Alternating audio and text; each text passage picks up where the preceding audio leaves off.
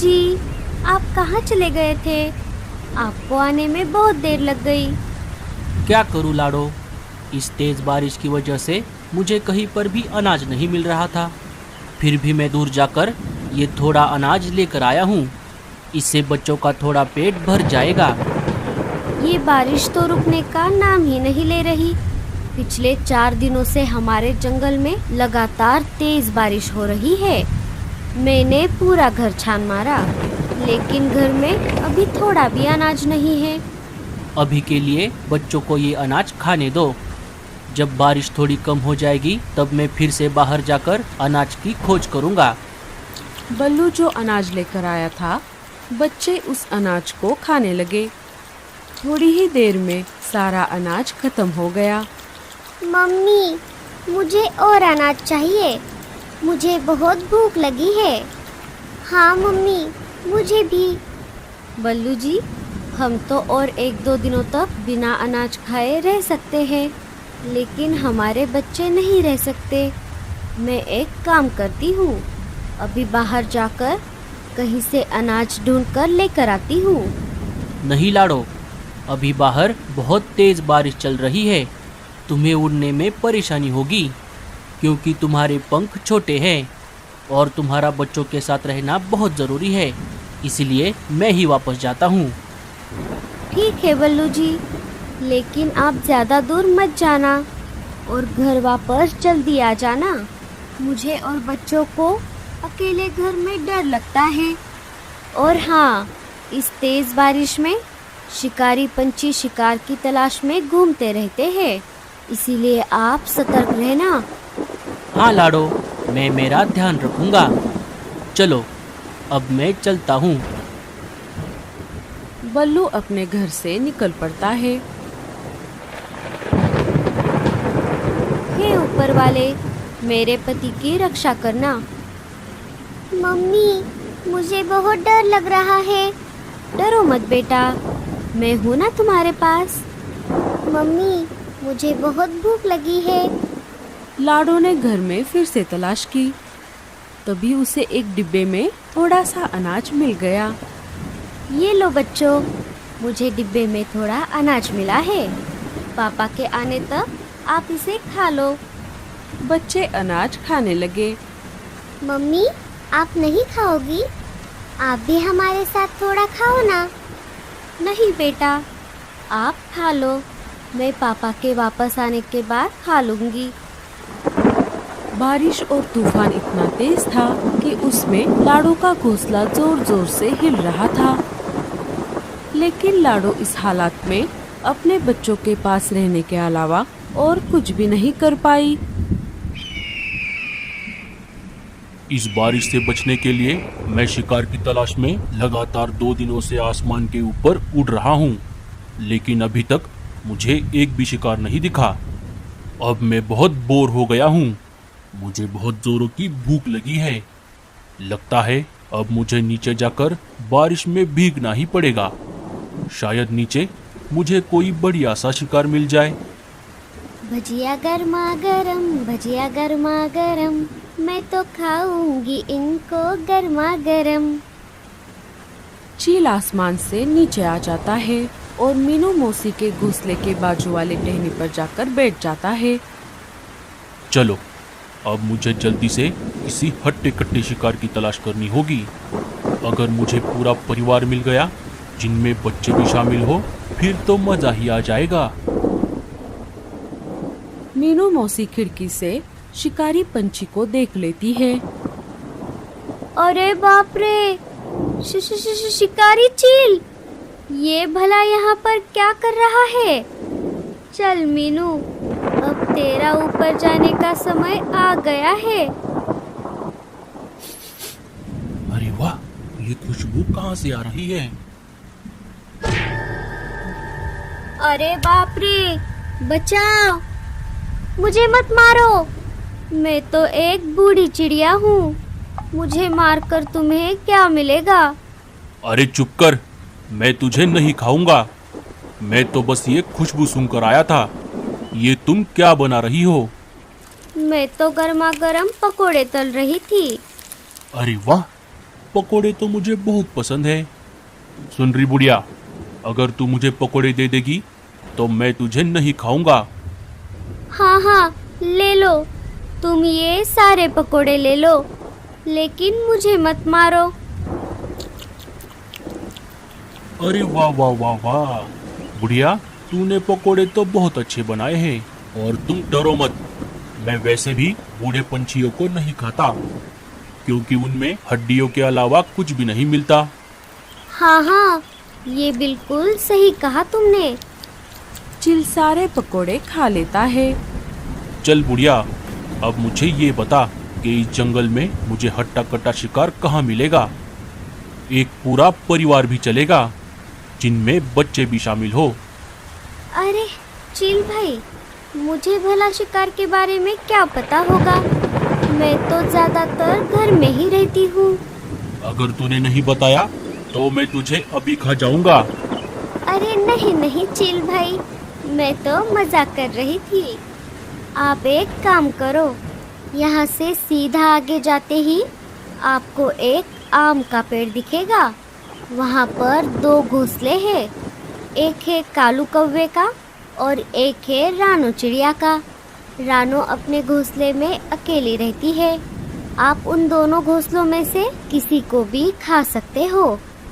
छे छे, मैं कौवे का शिकार नहीं करता और उस अकेली चिड़िया को खाकर मेरा पेट नहीं भरेगा। तुम कोई ऐसा घोंसला बताओ जिनमें छोटे छोटे बच्चे भी हो, और जल्दी करो, मुझे बहुत भूख लगी है। अरे बाप रे, अब मैं क्या करूं? अगर मैंने इसे नहीं बताया तो ये मुझे अभी खा जाएगा। अरे क्या हुआ, तुम कहाँ खो गई? चील भाई, आप एक काम करो, यहाँ से सीधा आगे जाकर आपको थोड़ी दूरी पर एक नदी मिलेगी। नदी को पार करते ही आपको वहाँ पर एक बरगद का पेड़ मिलेगा।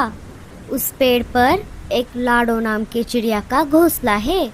वो अपने पति और अपने 5 बच्चों के साथ वहाँ पर रहती है।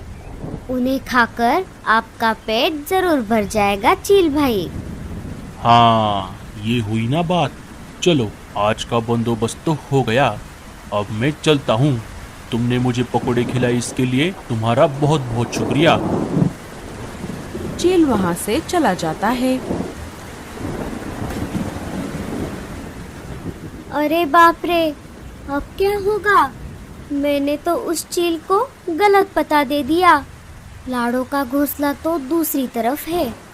अगर वो वापस यहाँ पर आ गया तो वो मुझे नहीं छोड़ेगा। अब मुझे कैसे भी करके लाडो को ये बात बतानी होगी। मीनू मौसी वहाँ से लाडो के घर के तरफ निकल पड़ती है। इधर तेज तूफान और बारिश की वजह से लाडो का आधा घोंसला टूट जाता है और बारिश का पानी घोंसले के अंदर आने लगता है। अरे बाप रे, ये क्या हो गया? अब बारिश का पानी घोंसले के अंदर आ रहा है। अगर हम ऐसे ही भीगते रहे तो हम सब बीमार पड़ जाएंगे। मुझे बच्चों को लेकर घोंसले के बाहर जाना होगा। चलो बच्चों, हमें ये घोंसला छोड़ना होगा। लाडो और बच्चे घोंसले के बाहर आ जाते हैं। अरे मम्मी, वो देखो, लगता है ये घोंसला नीचे गिरने वाला है। बच्चे के ऐसा कहते ही घोंसला धड़ाम से नीचे गिर जाता है। अच्छा हुआ मम्मी, हम सब समय रहते बाहर आ गए, नहीं तो हम भी घोंसले के साथ साथ नीचे गिर जाते। मम्मी, अब हम इस तेज तूफान और बारिश में कहाँ जाएंगे? बच्चों, आप सब मेरे पीछे पीछे आ जाओ। मुझे हमें रहने के लिए एक अच्छी और सुरक्षित जगह पता है। वो घोंसला एक पेड़ के तने में बना हुआ है। वहाँ पर शिकारी पंछी भी नहीं आ सकते। बच्चे और लाडो वहाँ से निकल पड़ते हैं। उनके जाते ही मीनू मौसी वहाँ पर आ जाती है। अरे बाप रे, ये सब क्या हो गया? मैंने तो चील को गलत पता बताया था। लगता है चील ने उन्हें ढूंढ लिया और पकड़कर यहाँ से ले गया। ये सब मेरी वजह से हुआ है। लाडो, बच्चों, बल्लू, मुझे माफ़ कर दो। अब मेरा भी यहाँ पर रहना ठीक नहीं है। मैं मेरे पुराने घोंसले के तरफ भी नहीं जा सकती।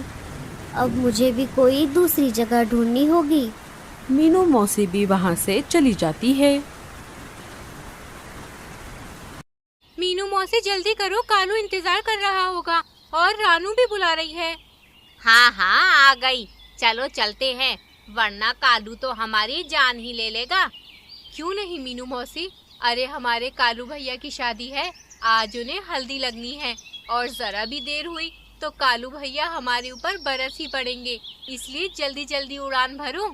पूरा जंगल कालू की हल्दी में जाता है और उसे जमकर हल्दी लगाता है। ये सब तो ठीक है, लेकिन मैं आप सबसे नाराज हूँ। अरे इतनी मेहनत से तो मुझे इतनी अच्छी हमसफर मिल रही है और आप इतनी लेट आ रहे हो। आज तो चलो हल्दी थी, मैंने तो समझ लिया, पर कल मेरी बारात है और मैं नहीं चाहता कि आपकी भाभी को ज्यादा इंतजार करना पड़े। देखो तो हमारे कालू भैया को अभी से इतने उतावले हो रहे हैं। आप चिंता मत कीजिए कालू भैया, हम सब समय से आ जाएंगे। हाँ पर अभी चलते हैं, कल की तैयारियां भी तो करनी हैं। कालू की शादी से पूरा जंगल बहुत खुश था, क्योंकि कालू बहुत अच्छा था और सभी के साथ बहुत प्यार से रहा करता था। आखिरकार कालू की बारात निकलती है और वो भूरी को विदा करके अपने घर ले आता है। रुको भूरी, तुम्हारा गृह प्रवेश तो करने दो, पहली बार अपने ससुराल में कदम रख रही हो। और नहीं तो क्या, और हमने हमारी भूरी भाभी के लिए जो तैयारियां की हैं, वो भी तो खराब हो जाएंगी। बस थोड़ी देर और कालू भैया, फिर आप अपनी दुल्हन को अंदर ला पाएंगे। सभी भूरी का जोरदार स्वागत करते हैं और फिर अपने अपने घोंसलों में लौट जाते हैं। चलो, आखिरकार कालू का भी घर बस गया। हाँ बल्लू जी, मैं तो कालू भैया के लिए बहुत खुश हूँ और उम्मीद करती हूँ कि भूरी भाभी भी हमारे कालू भैया की तरह ही हो। इसी तरह दिन गुजरने लगते हैं और एक दिन तेज गर्म हवा चल रही थी। हाय ये गर्मी, आज तो मेरी जान लेकर ही जाएगी। ओहो मीनू मौसी, ऐसी बात क्यों कहती हो? चलो हम कालू भैया के यहाँ चलते हैं, वहाँ पंखा लगा है, आराम से थोड़ी देर बैठेंगे। मैं भी यहाँ यही कहने आई थी, बहुत गर्मी लग रही है, चलो जल्दी चलते हैं, वरना मेरी तो हालत खराब हो जाएगी। तीनों कालू कौवे के घर पहुँचती हैं। आप सब यहाँ क्या कर रहे हो? कोई काम था या कुछ चाहिए?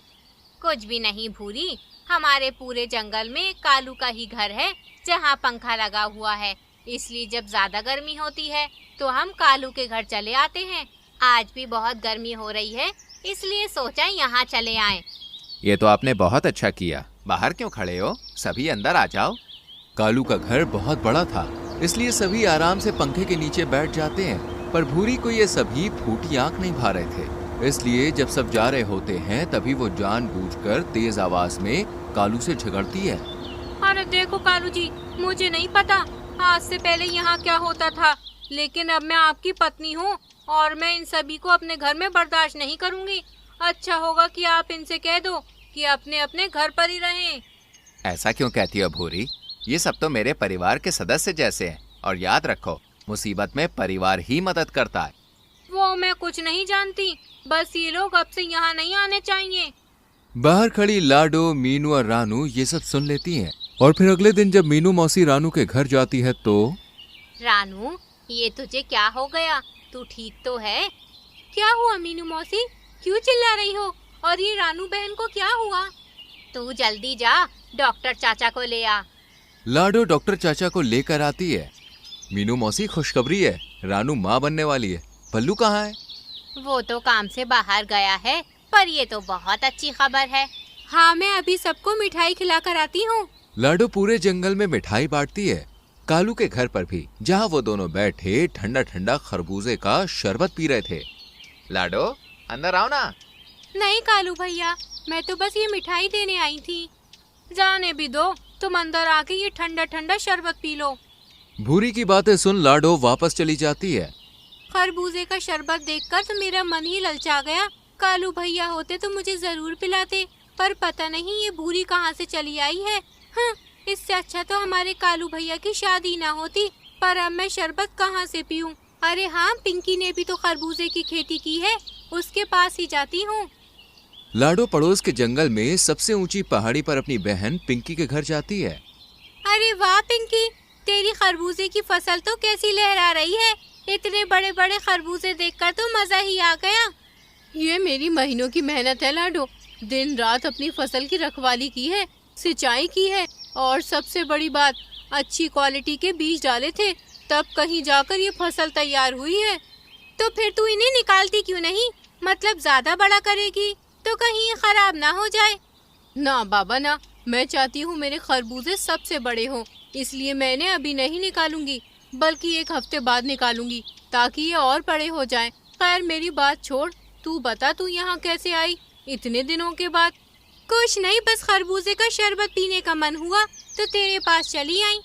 हाँ हाँ क्यों नहीं, अभी अभी बनाया है, चल मैं तुझे पिलाती हूँ। पिंकी लाडो को ठंडा ठंडा शरबत पिलाती है और थर्मस में भर कर भी देती है।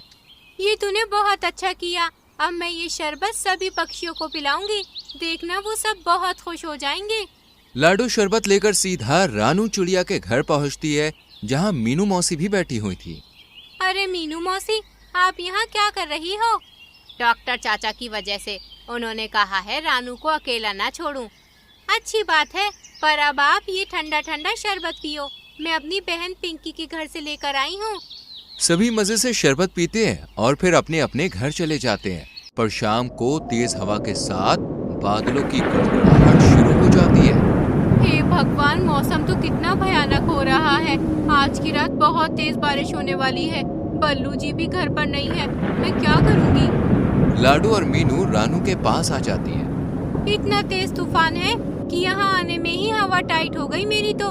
लगता है आज की रात बहुत भयानक है।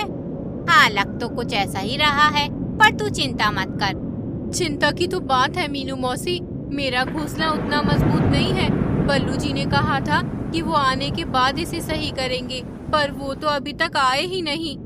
कोई बात नहीं, मेरा घोंसला है ना, वहाँ चलते हैं। इससे पहले कि ये मीनू मौसी के घोंसले में जाते, तेज बारिश शुरू हो जाती है। देखते ही देखते बारिश की रफ्तार बढ़ने लगती है और एक एक करके सभी के घोंसलों में पानी भर जाता है। पेड़ की एक टहनी रानू के घर पर पड़ती है और उसकी छत भी उड़ जाती है। इतने में रानू को दर्द शुरू हो जाता है। मौसी, बहुत दर्द हो रहा है और ठंड भी लग रही है, अब क्या होगा? तू चिंता मत कर लाडो, रानू को ठीक से पकड़, मैं बाकी पक्षियों से मदद मांगती हूँ। सभी पक्षियों के घर तेज बारिश और तूफान की वजह से टूट गए थे, इसलिए सब एक पेड़ के नीचे बैठे होते हैं, जिनमें भूरी और कालू भी शामिल थे। लाडो, बुरी खबर है, सभी पक्षियों के घर टूट गए हैं। अब हमें इस पेड़ पर ही रहना पड़ेगा। पर मौसी, रानू का यहाँ रहना ठीक नहीं है। देखो तो पूरी भीग गई है वो, उसे दर्द भी हो रहा है। हमें एक सुरक्षित जगह तो तलाशनी ही होगी। क्या करें, काश कोई बड़ा सा फल मिल जाता तो उसी में हम बैठ जाते। ये सुनते ही लाडो के दिमाग की बत्ती जल जाती है। मीनू मौसी, बड़ा सा फल मिल सकता है। मेरी बहन पिंकी ने खरबूजे की खेती की है और उसके खरबूजे बहुत बड़े हैं। अरे तो हम उन खरबूजों में अपना घर बना सकते हैं। पर वो हमें ऐसा करने देगी? एक कोशिश तो करनी पड़ेगी ना मौसी। और रानू बहन की हालत तो देखो। लाडो बाकी पक्षियों से भी अपने साथ चलने को कहती है और सभी उसके साथ साथ चल देते हैं, सिवाय भूरी और कालू के। लाडो, भूरी और कालू क्यों नहीं आ रहे हैं? क्या बात है भूरी, कालू भैया, आप क्यों नहीं चल रहे हैं मेरे साथ?